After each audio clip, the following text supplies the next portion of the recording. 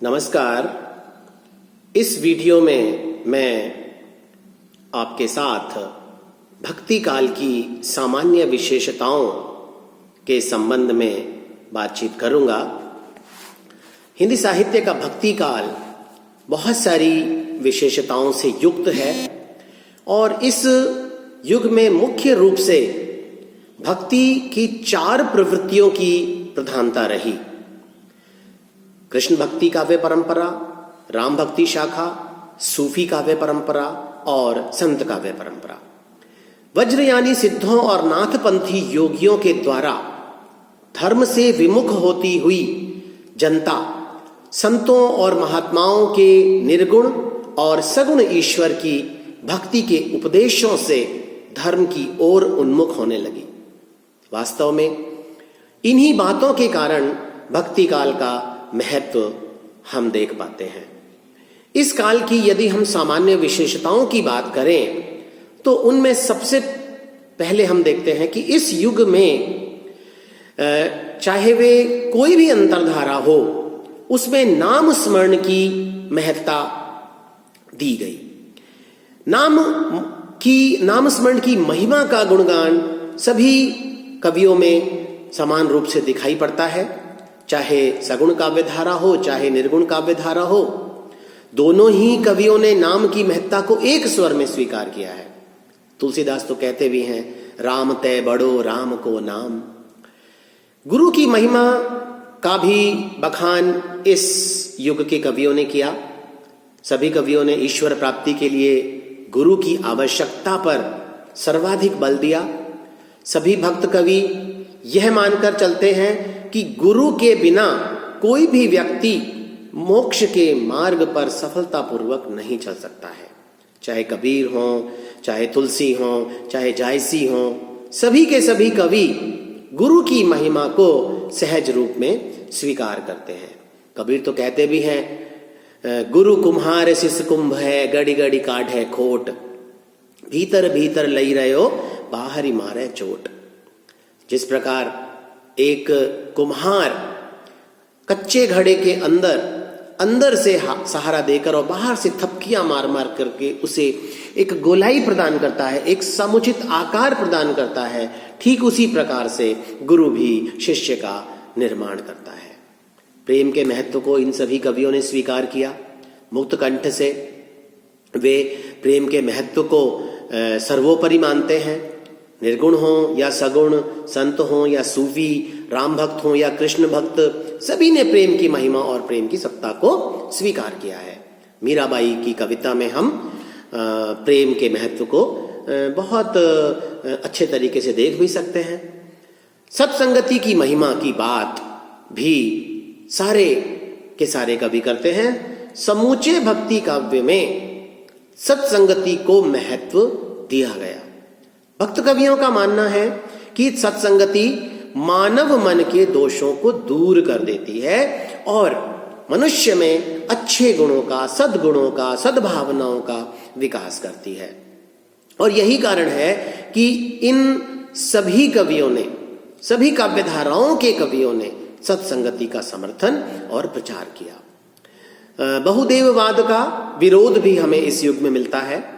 भक्ति काल के सभी कवियों ने बहुदेववाद का विरोध किया और एक सर्वशक्तिमान ईश्वर की कल्पना की। यदि हम सूफी काव्य धारा और संत काव्य धारा में देखें तो वहां केवल एक ईश्वरवाद की स्थापना ही की गई है। निर्गुण और सगुण कवियों के इस साहित्य में अवतार को लेकर मतैक्य नहीं है। फिर भी दोनों ने बहुत से देवी देवताओं का, उनकी उपासना का करने को व्यर्थ बताया। रूढ़ियों और आडंबरों का विरोध भी हम इस युग के कवियों में देखते हैं। भक्ति काल के लगभग सभी कवियों ने समाज में व्याप्त रूढ़ियों को, आडंबरों को विरोध की भावना के रूप में स्वीकार किया और ऐसा लगता है कि वे एक समान मानवता के पक्षधर थे। सद्भाव, सहजता, शालीनता और समता जैसे मूल्यों को वे महत्व देते थे और उनकी दृष्टि में मानव प्रेम ही सर्वोपरि था। माया से सचेत रहने के उपदेश देते हैं ये कवि। भक्ति काल के सभी कवि ये मानते हैं कि माया से सचेत रहने की आवश्यकता है। माया महाठगिनी हम जानी कहकर कबीर इसी बात का समर्थन करते हैं। वे मानते हैं कि माया एक वो अवरोधक शक्ति है जो ईश्वर प्राप्ति के मार्ग में बाधा उत्पन्न करती है। इसकी उपेक्षा करके ही उस परम पिता परमात्मा परम तत्व से साक्षात्कार किया जा सकता है। नारी विषयक दृष्टिकोण की यदि बात करें तो हम भक्ति काल में प्राय सभी कवि पारिवारिक जीवन से जुड़े हुए थे और इसलिए इन कवियों ने अपने नारी विषयक दृष्टिकोण को सहजता से अभिव्यक्ति प्रदान की है। सभी कवियों ने पतिव्रता स्त्री की मुक्त कंठ से प्रशंसा की है और कुटिल स्त्री की निंदा करने में कभी पीछे नहीं रहे हैं। रामचरितमानस में तुलसीदास ने सीता के रूप में एक आदर्श पत्नी, एक आदर्श पतिव्रता पत्नी के चरित्र को हमारे समक्ष रखा। इसी प्रकार यदि हम छंदों, रसों और अलंकारों की दृष्टि से देखें तो भक्ति काल की कविता में श्रृंगार, वात्सल्य और शांत रस का निरूपण प्रमुख रूप से हुआ है और रसों का सामंजस्य सभी कवियों के काव्य में दिखाई पड़ता है। कवियों ने दोहा, सोरठा, पद, चौपाई, कवित्त, छप्पे, सवैया आदि अनेकानेक छंदों, अनेकानेक गीतों, राग रागनियों का प्रयोग अपनी कविता में किया और अलंकार की दृष्टि से भी यह काव्य समृद्ध रहा। अर्थालंकारों का बहुत अधिक प्रयोग इस युग की कविता में हम देख पाते हैं। भाषा के उत्कर्ष का काल भी हम इसे कह सकते हैं क्योंकि इस काल में काव्य की दो भाषाएं प्रमुख रूप से प्रचलित रहीं। कृष्ण भक्ति शाखा के कवियों ने ब्रज भाषा में अपनी कविता की रचना की और राम भक्ति शाखा के कवियों ने और जायसी ने अवधी भाषा को अपनाया।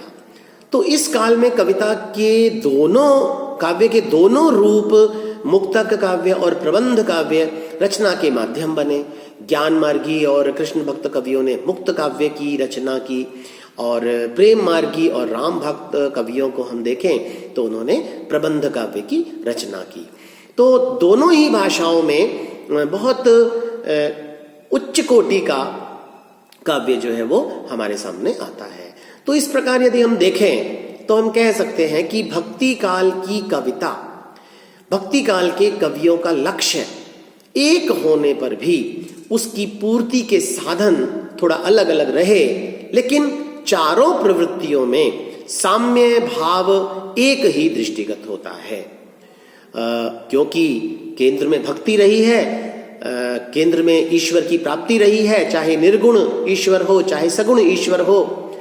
चारों काव्य धाराओं के कवियों ने अपने अपने मतानुसार, अपने अपने भावों के अनुसार भक्ति के रूप को प्रतिष्ठित किया और हमारे सामने भक्ति काल जैसा एक महान युग उन्होंने हमें दिया।